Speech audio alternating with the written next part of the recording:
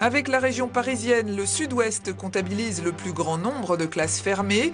Dans cette école élémentaire du Lot, 11 enfants sur 118 présentent des symptômes grippaux et 3 des 5 classes ont été fermées. Pour éviter d'en arriver là, certains établissements rappellent quelques gestes élémentaires. 8h30, Félix va à la garderie. Mais depuis ce matin, le premier geste de la journée, c'est le lavage des mains au savon et à la lotion antiseptique.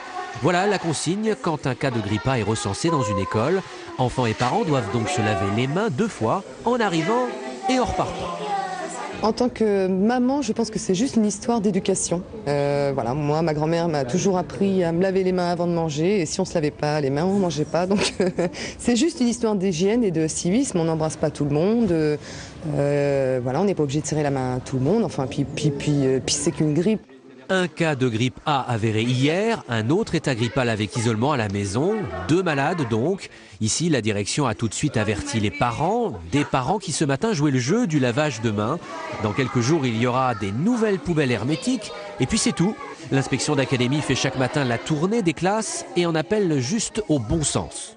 Alors ce qu'il faut dire aux parents, c'est simplement, si eux voient que leur enfant est fiévreux, évidemment, donc les consignes, c'est de ne pas prendre le risque d'amener l'enfant à l'école en état fiévreux, mais ça, c'est toujours comme ça, on va dire. Plusieurs écoles de la banlieue poitevine ont signalé des absences pour raison de grippe. Seule la préfecture peut fermer une classe à partir de 3 cas de grippe en une semaine.